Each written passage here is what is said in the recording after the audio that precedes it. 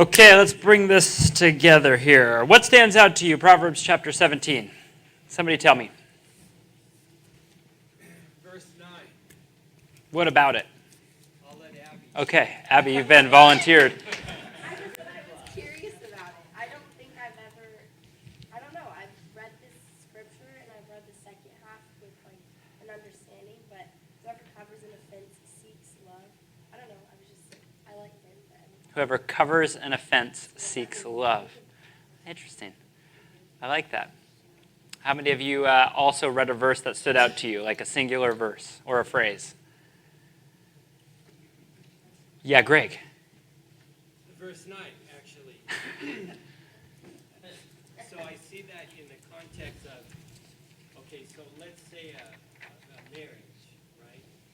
So you have two people and one person doesn't take offense and he covers the offense when he's seeking love, and that's what you want. And I guess this could apply to any relationship, but if the other repeats the matter, and let's say even if it's in a marriage, you're after the other person has covered that offense who is seeking love, you're doing the opposite if you repeat the matter, because you're actually separating the best of friends, even in a husband and wife relationship. I like that. Yeah. One of the things that we know about Proverbs is that God's wisdom, even 3,000 years old, is as relevant today as it was then. Sometimes we have to do some digging because some of the words are maybe strange or phrases, but it's worth digging into. Anyone else want to share something that stood out to them? How about a teenager in the room to be bold? I think you're getting volunteered, Luke Axtell. What you got?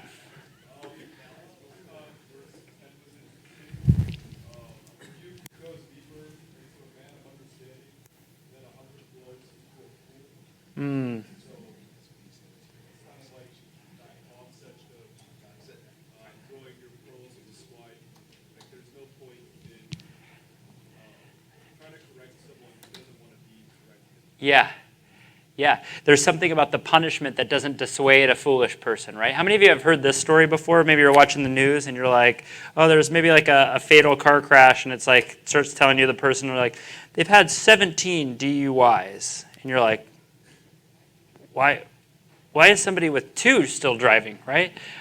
Why is that? Because the punishment doesn't matter to a fool. It doesn't matter if you hit him 100 times. It says, by the way, this is like a hyperbole, because in the Jewish law in Deuteronomy, it's only legal to give somebody how many lashes?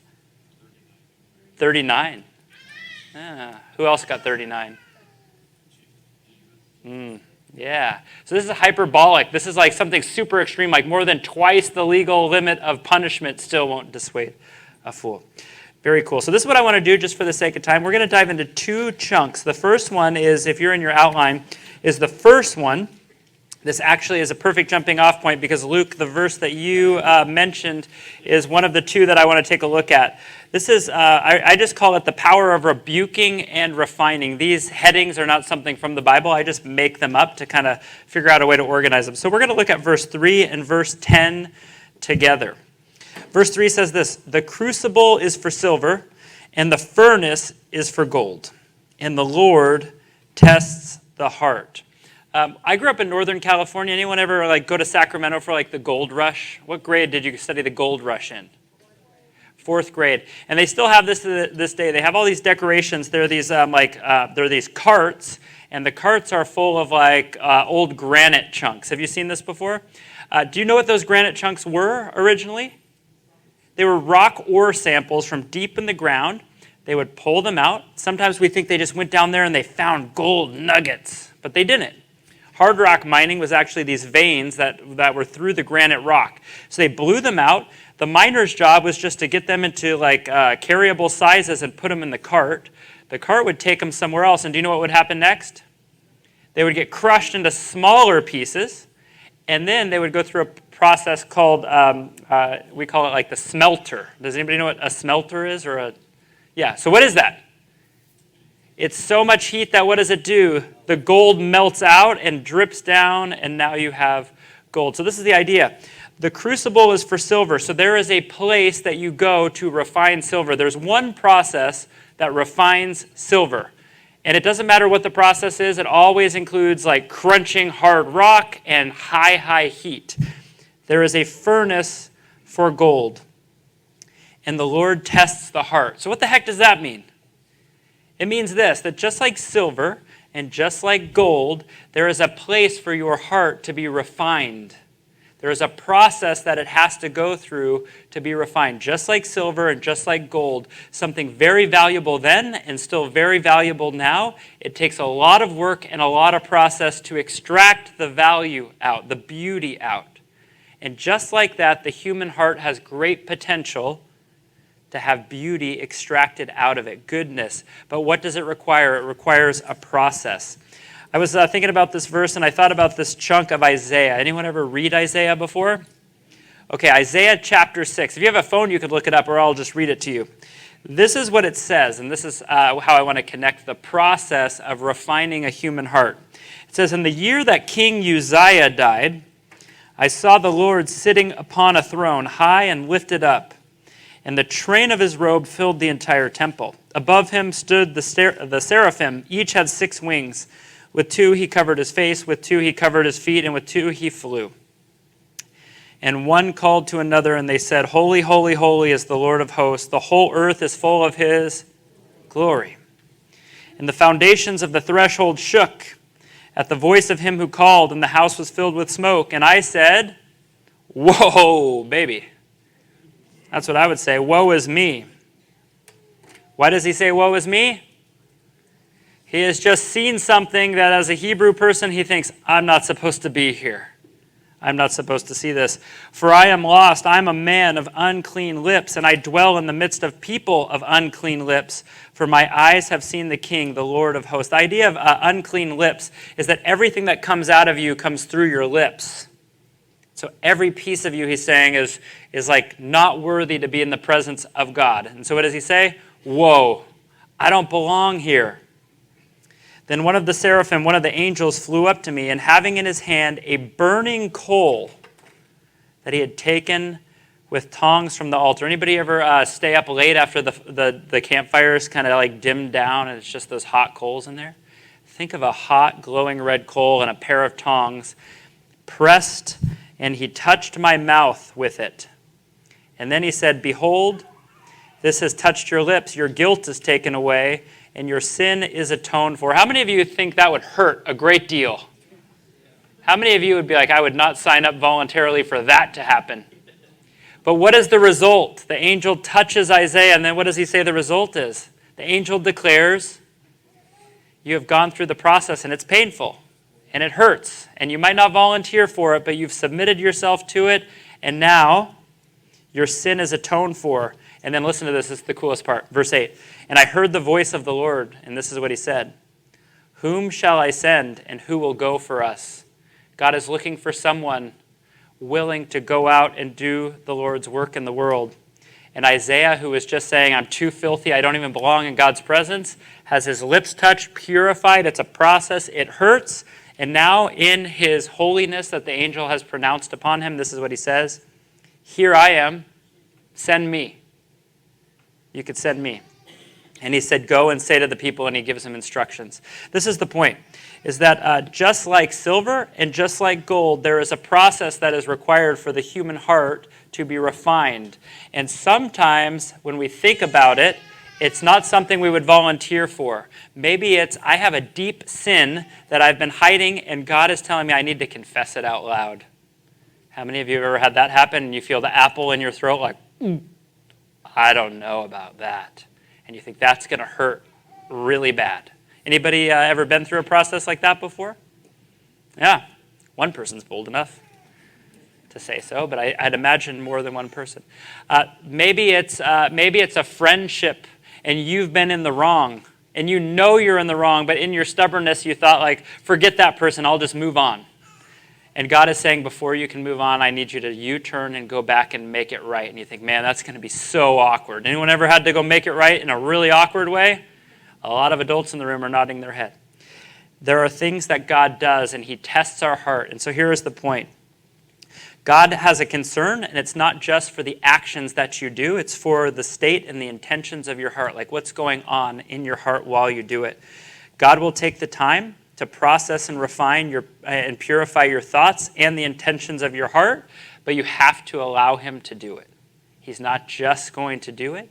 You have to say, here I am. I'm willing to stand at the altar for the angel to touch my lips, like Isaiah. And so here's an encouragement for you. Don't give up. How many of you have heard we are works in progress before? We're going to talk about this a little bit later, but you ever notice this phenomenon where like, I'm a work in progress, but you're an idiot? You ever notice that?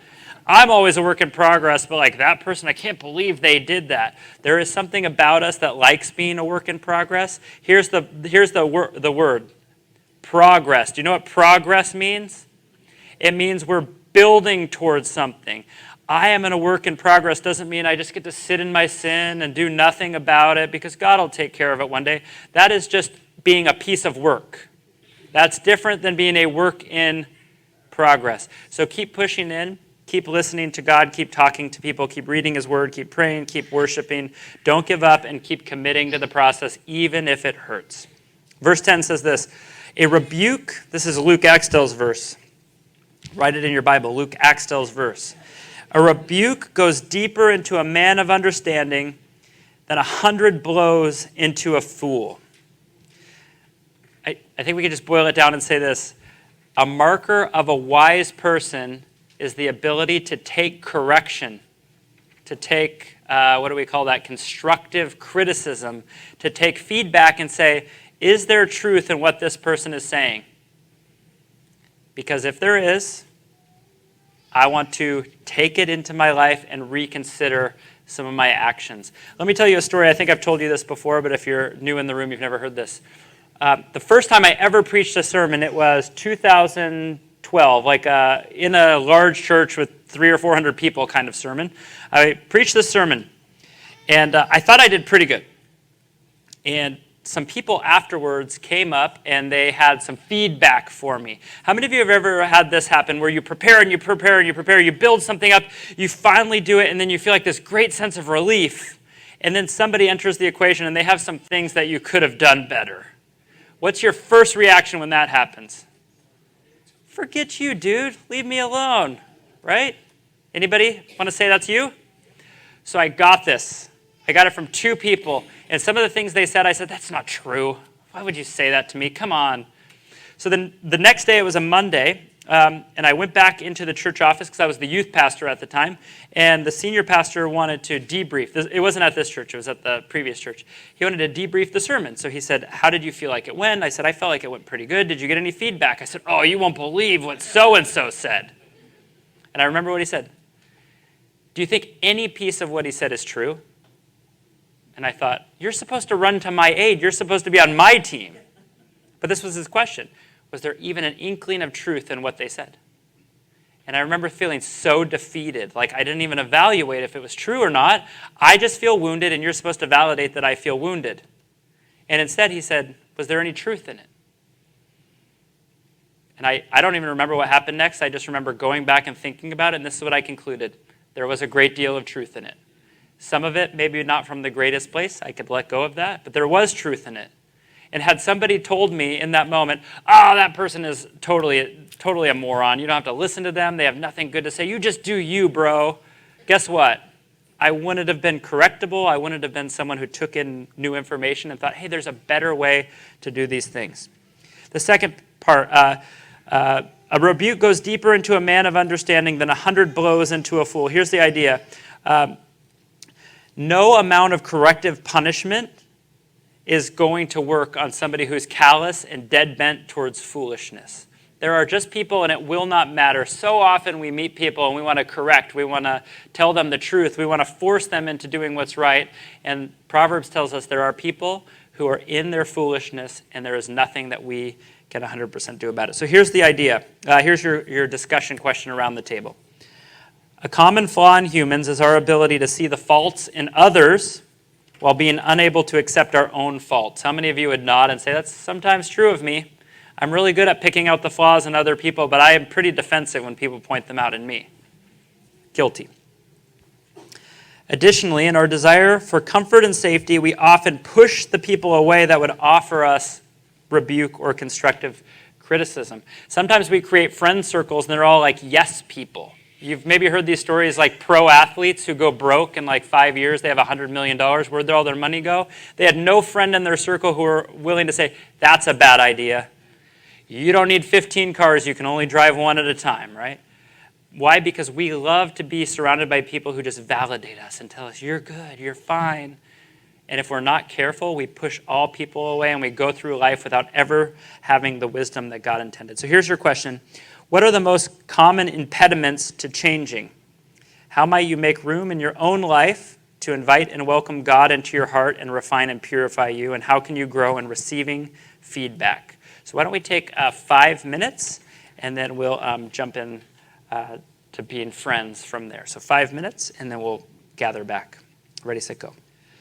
Hope that conversation was fruitful. Maybe a nugget or two stood out to you. Maybe you were able to jot something down that you could take with you. One of the things that we do often is if you feel like something hits you with someone, I want to encourage you, put a star next to a comment. When we dismiss, this is open-ended time. We don't have like a you got to get out. So if you want to circle back or say like, hey, that really impacted me what you said. Could you elaborate? Or we have plenty of time for that afterwards. But I want to keep us moving forward because I want to talk about a really epic proverb that we're not going to talk a lot about. But how cool is verse 12? Let a man meet a she-bear robbed of her cubs rather than a fool in his folly. Every single time you hear of a bear attack, like in Yellowstone, what is almost every single time the scenario is what? Somebody was hiking, they didn't know, but they walked in the trail and they actually split the mom and the cubs, right? And they're standing in between. And that's almost every single time that's the story. Why? We even have a phrase for this in our culture. A protective mother, what do we call her? A mama bear. Why? Because you get between her and her cubs, and what is the result? That bear will slap your head off, right? I love that. Let a man meet a she-bear robbed of her cubs. Just the relentless fury and violence of looking for cubs. And they say that would be preferable than finding a human fool in the midst of doing foolish things. We don't have time to go into it, but just let the gravity of that sink in. How many of you off the top of your head would be like, I would totally rather come in contact with a mother bear than some fool doing foolish things? No, we wouldn't naturally say that. Proverbs is being hyperbolic, it's exaggerating, but for the sake of this, foolish things are not to be taken lightly. They are not funny, they are not things that you just brush off like, whatever. Proverbs wants you to know foolish things, and we've talked about this in our class, taken to the nth degree over years, bring absolute destruction and darkness everywhere they go. Sometimes at first you don't notice, but played out over years, you realize very quickly, one bad decision compounded over and over and over for 10 years leads to people going in very different directions.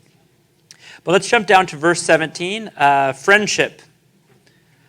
A friend loves at all times. I think the key phrase here is all times. And a brother is born for adversity. The word brother here is not exclusively like your biological brother. It's the idea of like a deep, deep kinship. In Hebrew culture, that could have been like a cousin. It could have been a very close relative. Think of maybe a family you grew up with and you were so close to them that you called the mom auntie, even though you're not blood relative. This is the kind of idea. So here's the idea. The litmus test for true friendship is love at all times. So let's talk about friendship really quick. We had a question to start the night. What would you say makes up a good friend? Maybe put your Bible cap on a little bit more than bench presses a lot, Pat.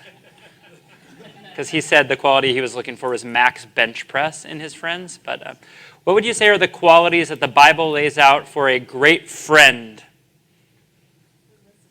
What is it? Good listener. Trust. Trust is something that takes time, right? I don't just meet Ari and be like, man, we talked for 5 minutes, I just trust you. If you trust people that deeply in 5 minutes, there's something you need to reevaluate about yourself. Hold you accountable. Okay, so they're willing to push back and even like grind on you a little bit. Well, that sounds terrible never mind, that's not what I meant to say. They're willing to push you. as the Bible says, iron sharpens iron. That's like a clash of metals. That's kind of a violent action sometimes, right? What else? What is it? They have your back. Huh. How many of you have had a friend who's like, even when you were in the wrong, they came to your defense and then maybe corrected you later when it was a little bit more appropriate? So maybe like a friend understands timing. Okay? What else? Call you out. They call you out? They're willing to call you out? Yep. Anything else? Okay, this is what I want to do. If you, my outline, I have to flip the page.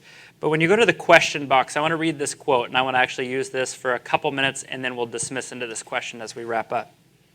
This is from the Reverend George Campbell Morgan. I don't know if you know who he is, but a really smart guy, wrote a lot of Bible commentary. This is what he wrote. Let it be applied. So he's talking about this proverb. He says you got to apply it. It's not just like head wisdom. You got to go seek out friendship. Then two startling questions will arise when you're talking about true friendship. First, a question as to whether I am really a friend to anyone. So often we think about friendship and we're like, I'm on the hunt for a good friend, and we never look in the mirror and say, am I good friend quality for someone else? And a second, a question as how many real friends do I actually have? Now, we don't need to raise our hands. But if you just look at like polling data or you look at research, here's the reality. We are more connected than we've ever been in human history. We have more access to more people than we've ever had. How many of you were on the men's retreat? Will painted this picture. I remember it. He was talking about friendship. He was talking about like the covered porch, and before the automobile, like you just knew your neighbors because you kind of like had to have them, right? The second cars were a thing. Like you could drive across the city. All of a sudden, the amount of people you had access to multiplied. The internet multiplied. But here's the thing. We are more lonely than we've ever been. How many of you say, like, I've seen that in action or I've experienced it? Loneliness is, I think, what's the public health? Not the CDC. They declared it a public health crisis, loneliness. Loneliness is number one cause of suicide. So we are surrounded by people. We're surrounded with this idea that we're friends. Even Facebook, like, I don't know, I went just to look. I think I have like 980 friends. Not really, no. How many of you are like, if I go on Instagram and I see my followers, how many of you have more than 980? Yeah. How many of you would say all of them are your friends? Let me ask you this. How many of you would say, by what we've discussed as friendships, you have 5 great friends? 5, okay. How many of you would say less than 5, but 3, 4, or 5, somewhere in there? I wrote it down. My honest answer is, if you don't include my wife, I have 2. Those are friends that I literally could say anything to, and I know they won't share it with anyone. They'll call me out. I told you about a friend who told me, man, you were getting a little soft, you need to work out. That happened to me, which is very embarrassing, but also like, yeah, I trust you, right? Friends are hard, and sometimes I think in the modern world what we've done is we've forgotten what a true friend is, and so sometimes we're casting this big, giant net trying to get as many people around us, thinking that that's going to solve the problem, when in reality we have limitations with what is our bandwidth. How many friends were we created for?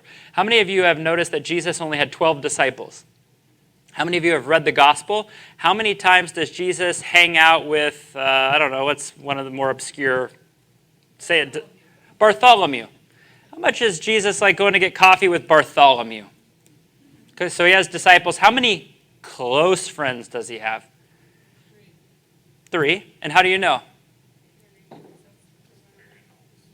They're in all the stories. He goes up to the mountainside. Remember when he's transformed before them? Who does he take with him? Peter, James, John, come with me. The other 9 are left behind. So Jesus, the Son of God with great capacity to love, how many friendships, deep, deep, deep, abiding friendships does he choose? 3. Yeah, maybe a couple more, but not much. So sometimes I think what we're looking for is this big, giant group of, I want to feel popular, I want all these people in my life. In reality, some of us just need to start with 1. And I think the question we need to ask is not who can be my best friend, but how could I be the type of person God would transform into someone that someone would want to be best friends with? So often we're thinking about like, what can someone else bring me? And we don't pause and say, God, what do you want to do in my heart to make me a great candidate to be someone's best friend?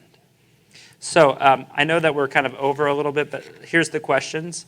You can read the question. Here's my encouragement for you. Why don't we take 5 or 6 minutes? Somebody keep track of the time. Hit the question, and then after 5 or 6 minutes, why don't you just pray? Pick someone to pray over your table. I would like you to pray specifically for the youth worship team that led us in worship tonight.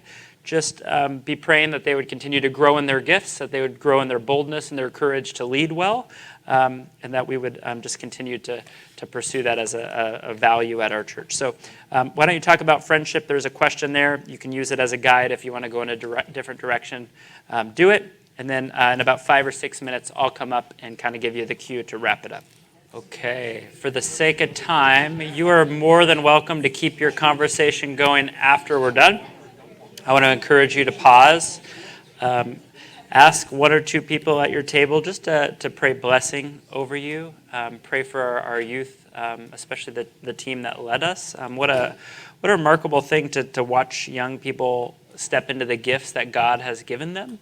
And we don't want that to stop. We want it to continue to blossom and grow. I think each one of us in here can think of somebody who was older than us when we were a young person that gave us what we needed to grow. And what a privilege that it is that we get to be those people to others. So why don't you pray?